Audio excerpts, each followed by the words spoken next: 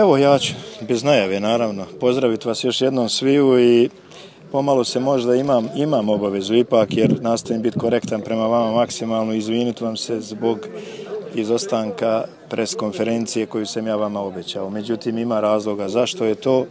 Ja poštujem sve stavove u klubu, one koji naravno ne iskaču iz mojih domena razmišljanja, iz razloga što je bilo određenih nejasnoća u datom momentu, iz tog razloga nisam držao sa vama pres, ali evo danas sam već na raspolaganju vama da sve ono što vas interesuje pitate i po pitanju prošlog ako treba, a pogotovo ovog zbog čega smo danas ovdje.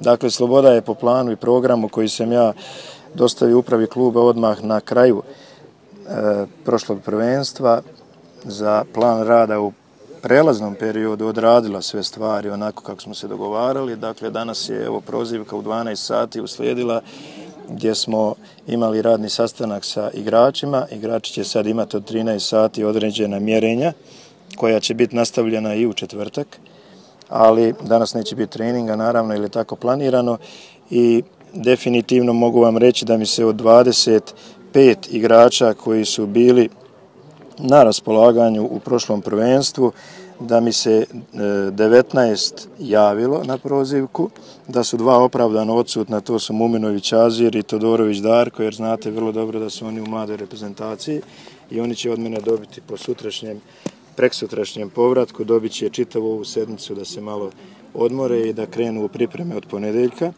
Da mi se nisu danas javili Hadžić, Efendić, Mehmedagić i Zec.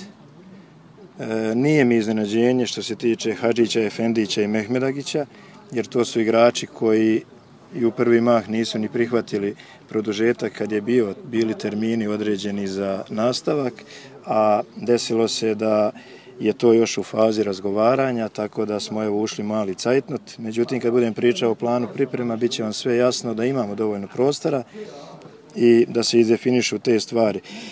Nenadano je odsutan Zec Asim i on će morati biti na disciplinskom postupku jer ne bi ja sad ulazio u nove slučajeve, ali očigledno da ovdje se ponavljaju neke stvari koje mene pomalo i ne iznenađuju više jer mnogo toga sam već upoznao kroz ove mjesece koje sam proveo ovdje, da igrači pričaju jedno, ponašaju se na jedan način, a onda savjetovani od nekih koji ne vole baš slobodu, ne mogu reći da je vole, onda te igrače odvode. Međutim, svako ima pravo da bira svoj put.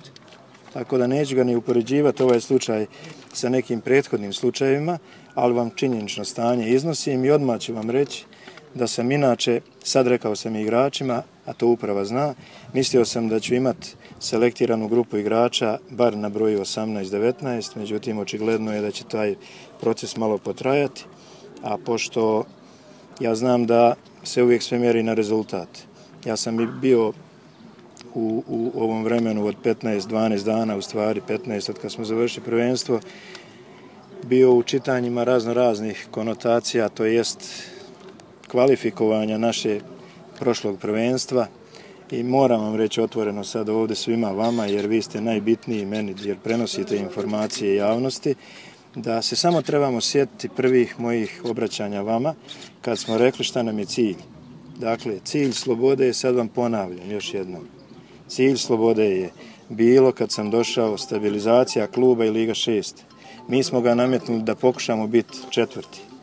Nismo uspjeli zbog 3 boda i poraza ovdje s Krupom. I ne možemo onda kvalifikovati da je to ništa nije urađeno, tu se malo ljutim iz razloga što mislim da ne može se reći da naši rezultati nisu bili adekvatni. Da smo bili u ligi za opstanak, mi pobijedili može sve utakmice. Šta bi imao od toga? Nastavljamo selektiranje grupe igrača, već sam rekao, to je proces koji traje i onaj ko misli da se za 3 mjeseca može selektirati grupa igrača koja će, kad bude 100-godišnjica Slobode, donijeti trofej u Tuzlu. Ja znam da se mnogi smiju na te moje izjave, ali nek se smiju. Mi ćemo se susresti, ja se nadam, 2019. godine, pa ćemo vidjeti onda, podvućemo crtu, pa ćemo vidjeti ko je pričao neistinu, a ko se smijao. Tako da, ovo sad što imamo zadatak ispred sebe, zbog pomjeranja pripremnog perioda 3. faze priprema koju ćemo raditi na Kupresu, a to smo morali uraditi da bi imali optimalno sve što nam treba. Imamo mogućnost da u prvi 10 do 12 dana rada, a već sam vam rekao da je prvi filter 17. juni interna utakmica, drugi filter 21. juni još jedna interna utakmica. To će sve biti ovdje vama na dohvat da vidite. Znači, dajemo mogućnost da selekcija grupe igrača za naredno prvenstvo možda malo duže potraje, jer i prelazni rok je takav.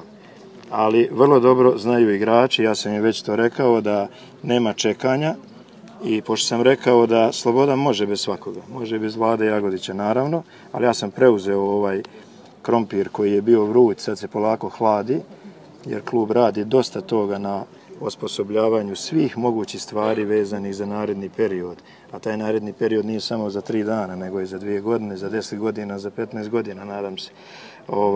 Da možemo, znači, da grupu igrača isprofilišemo, to je da je selektiramo onu grupu igrača koja neće svaka 3 mjeseca vođena za ruku od nekoga otići odavde, nego će želiti da se Slobodom napravi rezultat. Ja ih prepoznajem, neke ne mogu prepoznati jer sam imao razgovore sa njima lične, da će ostati, a onda ovakve ekcese prave, ali to je njihov odabir.